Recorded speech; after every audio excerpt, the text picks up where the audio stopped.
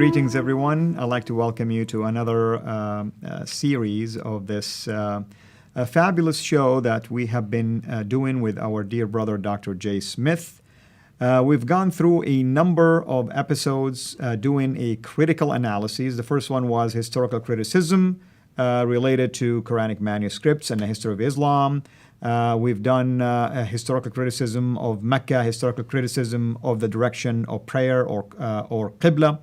And right now we're going to do another historical criticism that has to do with slavery, as it's called slavery in Islam, basically, compared to the traditional view that Muslims have when they make the claim that it's Christianity that is responsible for slavery.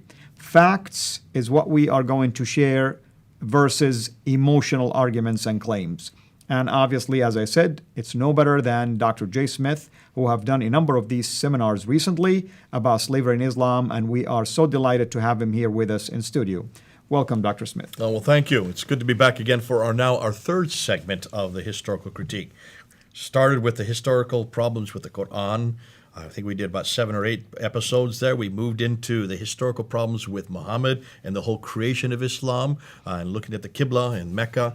We did about 6, 7 episodes there. Now we're moving and finishing up with a third segment of history, and that is the whole problem of Islamic slave trade. Now, we've been told, we being in the West, and I don't know what it was like in Saudi Arabia when you were growing up, but certainly when I grew up here in United, I didn't grow up in the States, I grew up in India, but all over in every school in the Western world and also in the Arab world and also in the Asian world, African world, everywhere there's only ever been one slavery. That is the Atlantic slave trade. Which is, I've been told, living with Muslims for 35 years, is created by Christianity, and it's a white slavery of black Africans. And that's pretty much all that we've ever been told. We know about that Atlantic slave trade, and there has been no, at least I'm not aware of trying to shut that narrative down. We need to keep it open. We need to talk about it, and we have been talking about it. And there are lots of institutions that continue to bring up the Atlantic slave trade and how terrible it was. And many countries have apologized for it, and churches have apologized, and Christians have apologized. And so we walk away thinking that this is the only slave trade there ever was. And many Afro-Americans, when I did my survey, when I was doing my master's degree in the 1980s, and I asked them what was the number one reason why Afro-Americans became Muslims, about a third, the biggest reason, well, actually number two on the list was the whole problem of slavery. The fact that Islam is a religion for black people, Christianity is a religion for white people. Islam is a religion of freedom, Christianity is a religion of slavery. Right. And that was a big reason why many Afro-Americans had become Muslims here in the United States. Up and down the East Coast, I was getting the same story. Now, I didn't know any different. I said, well, that's awful that you feel this way. And, I hope you're hearing that the church has asked forgiveness for this. We had a war over it in 1850. In the 1860s, that war, that civil war in America, was to shut down that slavery. And it was successful. And I thank God it was successful. So that narrative is rampant and the only one that ever exists. Now, we have a woman on our team named Sarah Foster, and Sarah Foster is on our team in Britain. She is a descendant of slaves. Her lineage is from Jamaica, which is almost entirely made up of descendants of slaves. And her mother is a historian. She teaches the Atlantic slave trades and all the terrible things and how barbaric it was. So she has grown up her whole life hearing this. And she then came across some material that was put together by a man named Dr. John Azuma out of Ghana. Dr. John Azuma had done his doctoral thesis on the slave trade, but he come from Ghana. His ancestry were the slavers who actually sold slaves to the Arabs. And so he always knew that there was a problem with this narrative. He's coming to the West. He heard, wait a minute, in Ghana, at least we're told that we were the ones that actually sold the slaves to the Arabs. Why isn't that part of the story? So he decided to do his doctoral thesis on this. Dr. John Azuma used to be a Muslim, converted to Christianity, was concerned because it affects his own ancestry. His parents were great-grandparents were part of this whole slave trade, and he wanted to try to flesh it out. And he did what a historian should do, and this is what we've been saying over and again. If you're a historian, you need to go back to the original sources. That's right. Or get back to the earliest sources. We talked about this in the last set of episodes concerning the problem with Al-Bukhari and Sahih Muslim. All these are so much later. We need to go back to that which happened in the 7th century rather than the 9th and 10th century. And the same thing he did about slavery. And surely he was very well aware of the Atlantic slave trade. That existed from 1400 AD up until 1800 AD. So he knew about that. What he had not heard about, though, was the African slave trade on the east coast of Africa. Now, before we even get into all of that, let's just look at some definitions. If you put up on the screen there, you will see defining slavery. There is the complete freedom to work and live wherever is on one side. On the other side is chattel slavery, and in the middle are sweatshop workers. I want to make clear that those who are watching these videos or know, we're not talking about that which is on the left, nor are we talking about sweatshop workers. That's not the slavery we're talking about. We're talking about chattel slavery. That is where one human owns another human against their will. They didn't agree to be owned by the other human. That's the slavery we're talking about. Right. And that's been around for millennia. Every culture has had slavery. The Greeks were slavers, so were the Romans. Even Christians had slavery. Paul talks about it in Philemon. We're going to come to that at the very end. So certainly slavery is nothing new. In Slav, the word slavery comes from Slav. The Slavs were the ones who were the slaves, the white slaves, and so the European slaves. And so this has been around for millennia. However, what's interesting is that Muslims have always taken one of three positions. They easily say, and if you put up on the slide, you'll see what I'm talking about here. Number one, that slavery is good as it is ordained by the Quran and thus Allah. That's one position some Muslims I come across today. Number two, slavery should not be practiced today as there is no genuine khilafat. Therefore, it should exist when there's a khilafat. That doesn't exist here in the West. And then the more popular position that's coming now all over the Western Muslim world is number three, that Islam came to abolish slavery. Correct. That this is one of the great things about Islam. There is no slave history. We don't have a slave history. And that's how I grew up. That's how you grew up. And you heard that, Yes. that Islam has never been part of the slave trade. This is a white problem. This is a Christian problem. This is a European problem. All the slavery was a Atlantic slavery. And so you're going to hear that over and over again. Now, there were two ways that slavery existed in Islam, according to what I'm hearing from many of the apologists. You became a slave either as a prisoner of war or you were born into slavery in Islam. All other forms, according to Islam, were abolished. And that the treatment of slaves was somewhat not benign. And if you look, I'll put up the slide. Here you can see Abu Dawud, who then talks about the treatment of slaves. And he says that there was only one camel. Even if that you have lost, he then began to beat him while the apostle of Allah was smiling. You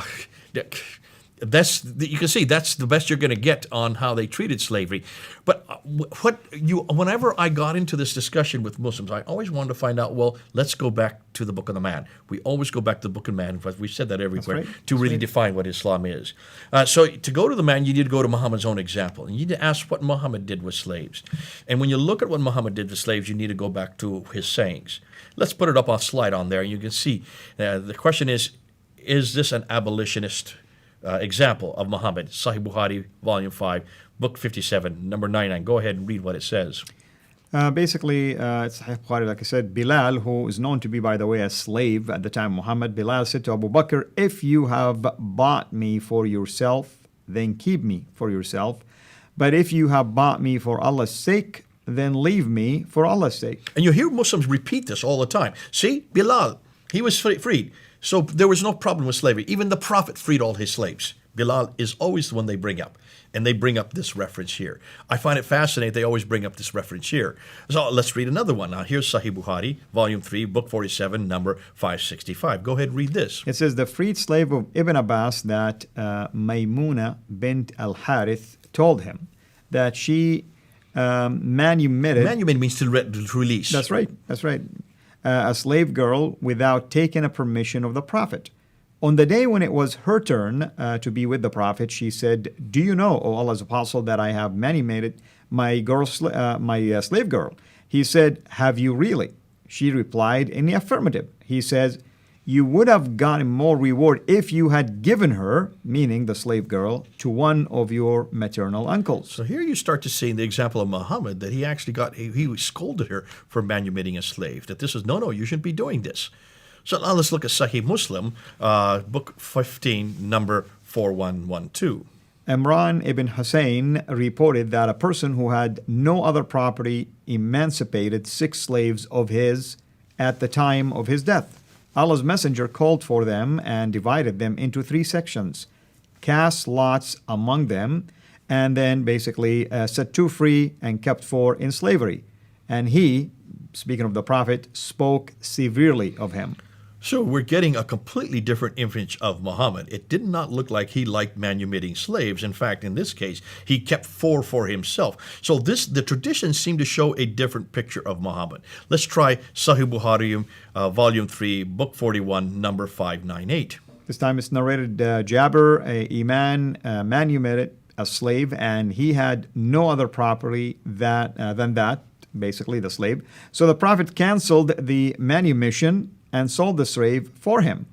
Nuaym ibn al-Naham bought the slave for him. So the Prophet was trying to solve his problem of finances. You can see right there that does not look like he was an abolitionist, like Muslims like to claim all the time. Yeah. Muhammad is not an abolitionist, not from what the traditions are telling. Here is Sahih Bukhari, the most authoritative of the hadith compilations, volume 8, book 80, number 753. And this is, of course, Anas ibn Malik was a big deal. The Prophet says, the freed slave belongs to the people who have freed him, or said something similar. So here we now are looking, and I always want to do this. I always make sure I want to go back to the Prophet's example. And what we're noticing, this belief in the Muslim community that there's no problem with slavery certainly is not evidenced by what we see in Muhammad's own example.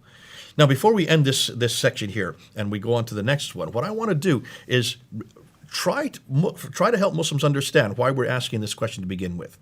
This is a hugely important subject in places like America, in places like Jamaica, in places like Trinidad along the Caribbean, where there are huge populations of descendants of slaves. We therefore need to ask, is these descendants who did come from the west coast of Africa, is this uniquely a Christian problem, or is this also a Muslim problem? We're not even got into the slavery yet. That's right. We're just looking at the traditions. And I want to start by talking about the Prophet's example. Then I want to now move into the next segment, in which we'll do in the next episode. I want to look at coloration. Because to understand why the Prophet Muhammad, if he is a prophet, why he's saying this, or why there even is a problem with Islamic slavery, we need to go back and see where this all came from. Absolutely. And also, Dr. J, I mean, it's very obvious that the Prophet was looking at them as a human property, not as human beings who are free, made in the image of God, and he should rejoice in the fact that if he's a mercy to mankind, this will be the ultimate act of mercy. Okay. But that's not the case. So now, in the next segment, we are going to get a little more controversial, just to warn people, because now we're going to ask, are the slaves Arab slaves, or are the slaves always black slaves, and are there white slaves? That's correct. Is there a problem? Is there a situation of coloration here that has to do with how Islam defines slavery? We'll get into that in the next episode. Thank you so much again, Dr. J. And hopefully, if you've been watching this, you will be willing at least to understand that we are sharing facts. We are not forming any opinions on our own. We're using the data that is available out there. Oftentimes, as you have seen so far, it's Islamic sources. If you're a Muslim watching this, please understand that it is not an attack on you as a Muslim, but we want to expose Islam and show you that what you are taught is one thing, what reality is totally different story. Hopefully, you will join us for part 2. Until we meet again, have a blessed day. Thanks for watching. Make sure to like and subscribe so that you don't miss future videos. And please consider becoming a patron on patreon.com/Sierra International.